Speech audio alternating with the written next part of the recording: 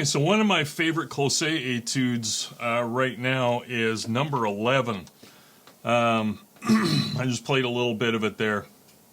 And one of the things I love about this is how it works getting two or more fingers to work together, come up and down at the same time. I don't think I've done a video on this one before.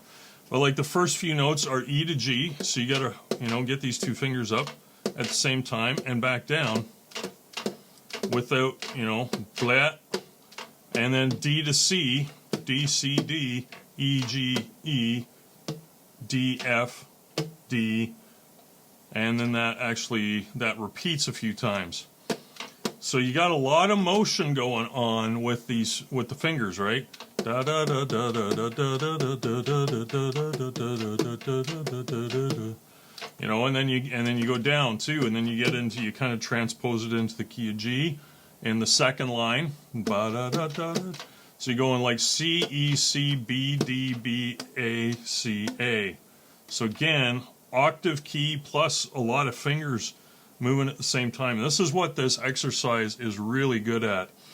And so I've been playing this really slow and really paying attention to getting those fingers down at the same time, right? So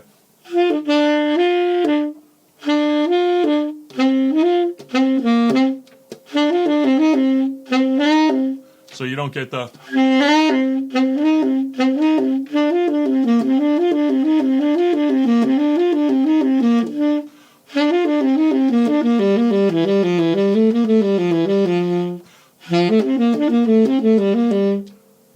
there's that C, E, D, B, D, B.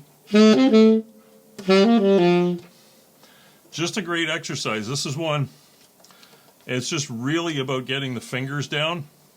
Later on it gets into E flats and B flats, but all built on basically that interval of a third and all just running triplets.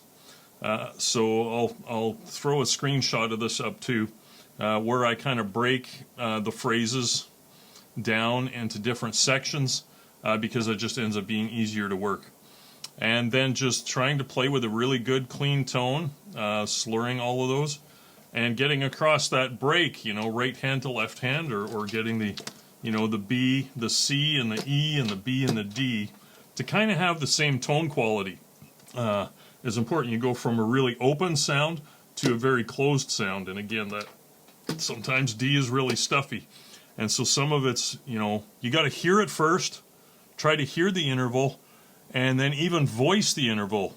One of the things I've been trying too with some of this stuff is to take those notes and even sing them first. Da, da, da. So if I'm playing, da, and then just hold that throat position, da,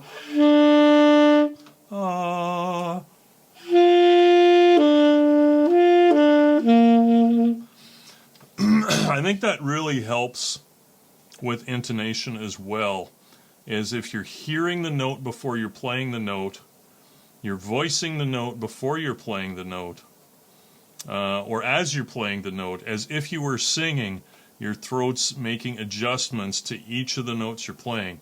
I think that helps with tone quality and intonation as well. Klose, exercise number 11. Great exercise, saxophonists. Go out there and get at it.